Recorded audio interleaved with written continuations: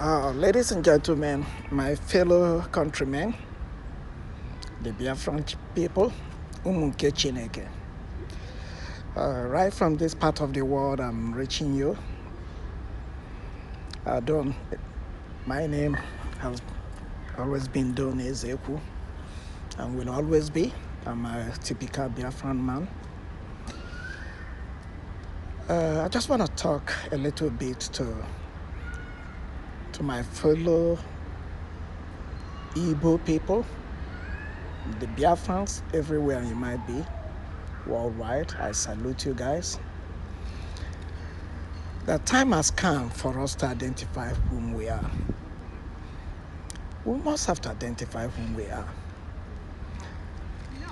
I want to use a little bit, even as an ex-radio broadcaster back in East CBS in those days. Today, I love when I'm talking, saying every other thing. I use more or less the gospel way because God has already called me to become an evangelist, a deacon, an executive elder. All these names are acquired, doing the work of God. But that has nothing to do. That doesn't signify that I'm perfect. No one is perfect. No one is perfect. But I can say today that when it comes to the people ruling Nigeria today, they are not perfect at all. They have nothing of God in them. They are killers. They are killers. They are monsters. They just go around killing and destroying. I think the logo of that country, Nigeria, should be a logo that has to do with bloodshed. One thing is evident. Let us not hide. I can't understand those people who are called what do they call themselves? Ohaneze, the governors.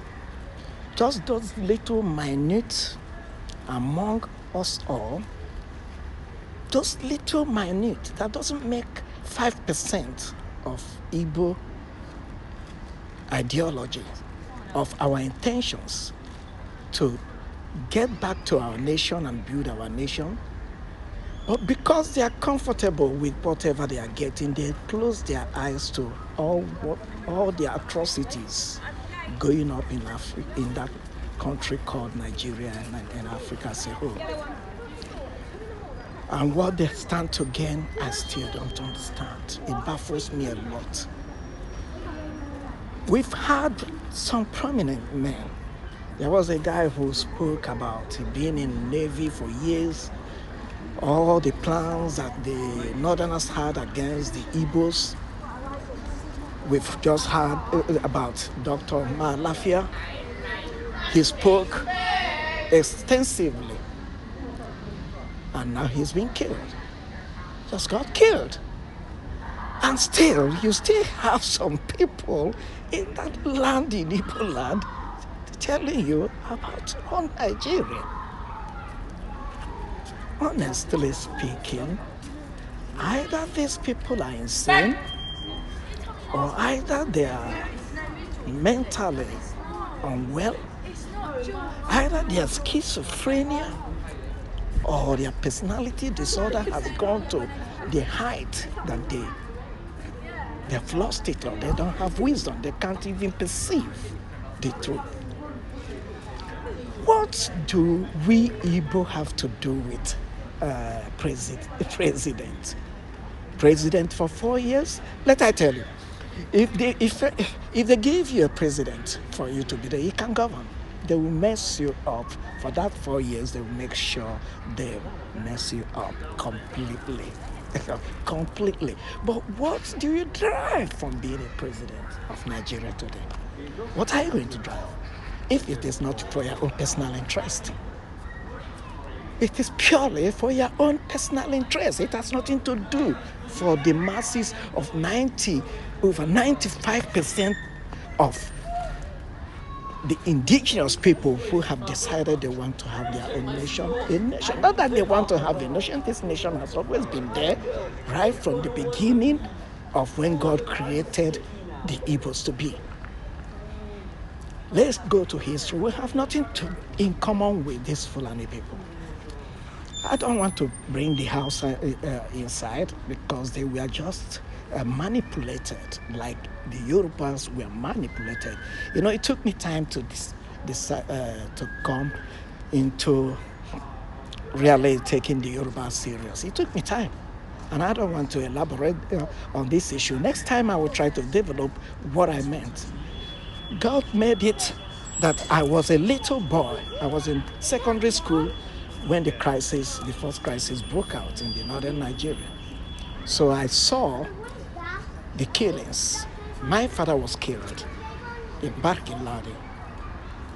My father was killed. So at an early age, when I was in my third year, was when the war started, back 1967. So I lost my father in 1966, nearby. Like most of you, I can see you, doing all this, befitting burial for your father, for your mother. My father, I don't know where his bones are lying till today. And all these things because of the differences between us and the Fulanis. Whenever they are telling you to sit down, just stand up. They are pure evil. They are pure monstrous people. There is nothing about God at all in them. Remember one particular thing in the Bible. It says the thief has, the enemy, the devil has 3 agendas: to steal, to kill, and to destroy. To steal, to kill, and destroy. That's the agenda of the Fulanis. And they have been doing it all these years. And still, we are blindfolded. No, I mean, for those people, I've never been. Right from before even Mazi Nnamdi Kanu come with all the boldness, come because God have raised him like he raised Moses to deliver us, to spearhead everything about getting Biafra. I have always been noted as someone, if when he asks me anything, Biafra is in my mind. Biafra comes first. But we have to live in Nigeria, continue doing it, pretending, but thank God. Thank God for Mazi Nnamdi Kanu. Thank God for people like Simon Ekpa, who are doing great job that we can see now. Honestly speaking, yes, the Bible says the thief cometh to kill, steal, and destroy. And he said it all, that Jesus came that we might have life and have it in abundance. That Jesus that we have today is that Mazi Nnamdi Kanu. God doesn't come and step in and say, hey, here I come, I am God. I come to save you. He will always use somebody, a deliverer, someone to do the job. You ask me why, what do I think about the Buhari, Malami, and the rest of them? They are all a part of the fallen evil angels from heaven. You know, when war broke out in heaven, and like the Bible says, that war when it broke out, and Lucifer was kicked out from heaven. God didn't put his hand into it. We know about the story. I wouldn't go into it. What happened is that Lucifer, God allowed him, they threw him on earth to come and dwell on earth. The earth is where he now has to reside. They don't have body. They have to use human body to operate. So whatever you see, when I look at Buhari today, I see Lucifer incarnate. I see Lucifer incarnate. I see the Lucifer man operating in him. the same way he operated in Pharaoh, in Pharaoh's body in those days. That's exactly what we see. If you see the type of killings they do every day, you see it's the same indices. You will see the same pattern. They never change. Beheading, killing people, killing a pregnant woman, removing. Who on earth has any spirit of God that can do such a thing? Nobody. The only person who can do such a thing is somebody who is possessed. Who is possessed. And I have the privilege, I have worked with mental health people possessed drug and alcohol, personality disorders, people who are, they don't even know their beginning and their last. And Buhari doesn't care because he's almost ending up in pit. I mean the fake Buhari, because honestly speaking, anybody who is still believing that is Buhari, the real Buhari there, oh no, oh no, you tell me, Don, this is, you coming in, you deviating. I'm not deviating. Let I refresh your mind once more. You remember a very wonderful lady, the Minister of, I think it's communication, our great lady, the one who really battled with making sure the fake drugs in Nigeria was eliminated, because a lot of people were really killing, a lot of people making money through fake drugs. Adora. This, when she was the Minister of Communication, and when Yaradua died, the same Fulani did exactly the same thing to camouflage, not allow Jonathan to take power. They did everything they wanted. They covered it from her, which they knew that she knew what they wanted her to be a part of the coverage, so that the Fulani will continue to be the president, do their job. Who told you that they have changed? That's exactly the same thing they have done with Buhari incident. That's exactly the same thing. They never change, and they will never change. They will never change. These are not, we have got nothing in common with these people. Absolutely nothing in common with them. And where it amazes me a lot is that everything, you can see the way they are paying people left and right. Even in New York, they have to go and bribe some people again. The people living in New York, their corruption has eaten them deep down inside their bone marrow. That even anywhere they passes, they use corruption. If they can corrupt you, they kill you off. You will notice the way they're eliminating people. Notice, I don't know if you people really follow the teachings of Mazi Nnamdi Kanu. God bless that guy. He exposed teachings upon teachings, trying to bring awareness to the evils of what is going to come, and people were doing their business as usual. Business as usual. But right now, everything is coming clear. Everything is coming to end. A lot of people are seeing what he was advocating, saying far back 2015, we're seeing it happen today. What a prophet he is. What a prophet he is. What a prophet he is. And still, you still have some elements of those Efulefus back home, still talking about one Nigeria. It gives me tears. At times, I feel like I have to cry. Not to cry because of what they are saying, but to cry to their stupidity. To their stupidity. Absolutely stupid. They will be saying, who is this guy rapping and talking? Yeah, man. Most of you guys, governors and the rest of them, you are little boys. I can tell you I'm older to most of you. I have seen Nigeria. I have worked in Nigeria. I worked in those days at the radio station under Peter Doche. I did some programs with the former Director General of NBC Radio Nigeria, Kevin Ejiofor. So I have been there. I know Nigeria, and I know everything about Nigeria. It interests me. Nigeria is not a nation. Nigeria is not a nation. We know that Nigeria was not created by God. Nigeria was created by two people, a man and a woman, having fun, trying to have a company and a business identity, and they created Nigeria, nigga. They put it together just to make money. And that was so great.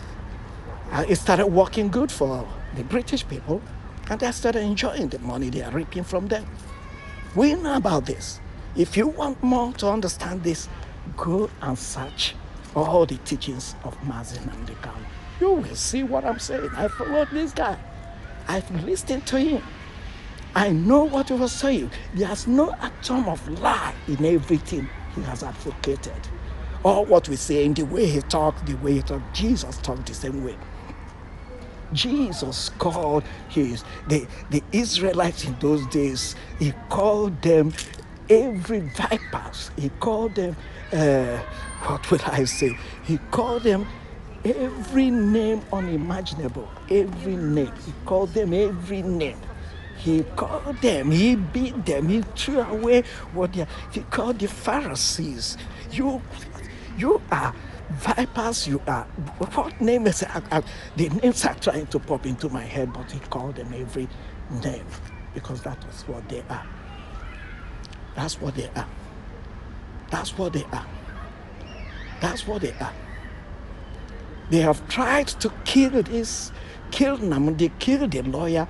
Why is it that they're going around killing everyone that says anything they want to kill? You and me know that they have a mission. Their mission is to Islamize Nigeria. Their mission is to bring you and me under Sharia law. Their mission is to really make you become a slave for life. If we don't, right now I'm not even doubting of Biafra coming, because it's a finished project in heaven, signed by God itself. And you say, don't hide, because I know a great man of God, when they speak, I run with whatever they have said. If there is no other person who have said anything that piqued my heart, is a man who he's not a Nigerian, he's not from Biafra, but he's a man of God. I happened to work under them. I was a partner to the ministry, because I was a partner to the great ministry of late Dr. Maurice Suhulu, and I happened to become a partner as well to Pastor Benny Hinn. Benny Hinn, in 2019, ministering in Ghana, in Accra, Ghana, all of a sudden the Spirit of the Lord picked him up, and he said, it was in 2019, and he said, in 2 years' time, that Islam will be defeated in Nigeria. Where are we? 2 years' time, there we are. That Islam will be crushed. Forget about their ammunitions, their armored cars, and every other thing. That's the arm of flesh. That's arm of flesh. I know they are going to kill a number of people, thousands of people will be eliminated. But God said, even if it comes to a point for him to raise stones, he will raise stones to do the job. They are just wasting their time. They are just wasting their time. They have to kill, because that's what the Bible says. They come to steal, kill, and destroy. They kill and destroy. They take the money. And something that I can't put one to one together is these people are sitting on top of, because they are in power, sitting on top of the wealth coming from the east, from the southeast, from Igbo land, using it the way they want, And they will come to meet the governors all the time and give them peanuts. Peanuts from the what that belongs to you. The enemy will take it and come and give you peanuts and tell you, you shut up and that we can do our job. Is that? Can't you see the irony in the whole thing? Can't you see how stupid you guys are? You guys are call yourself governors and have representatives or whatever you call your names. The only guy, that's one senator I still have no word of appreciation, how much to say to him, thank you for what you're doing. You know the guy I'm talking about. He's the only outspoken guy. I was listening to Ekweremadu the other day, rapping shit. I mean rapping shit.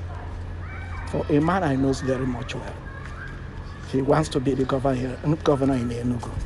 And that's what he was trying to drive. They want to go and make a meeting, come together and see how they're going to.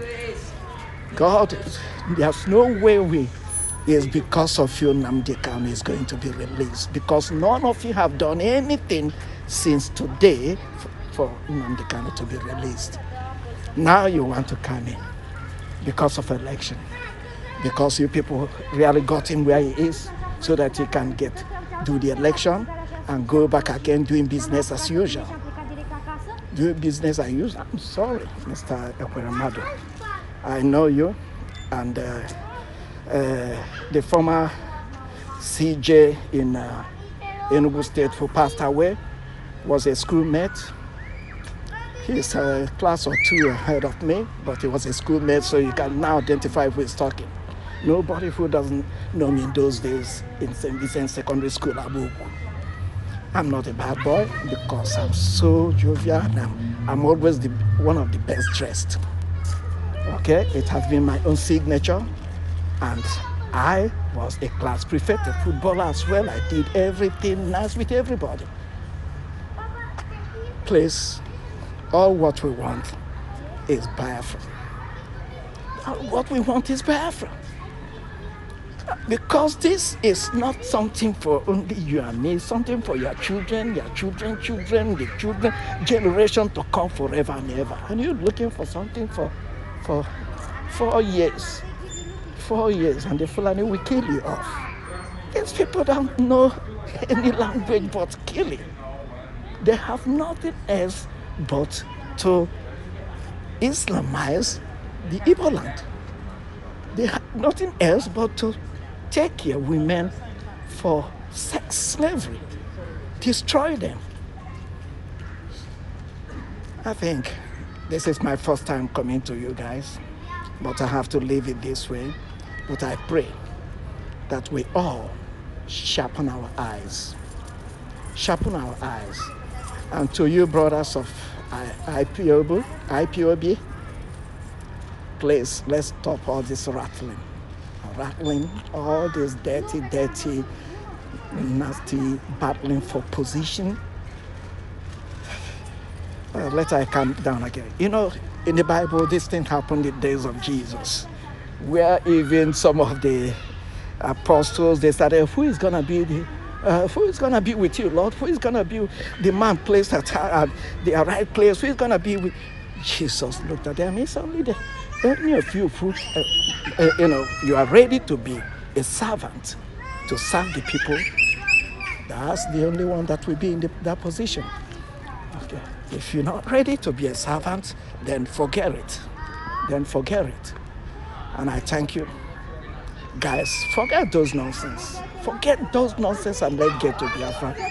Biafra will be something unique, something special, it will be a masterpiece of a nation in the world.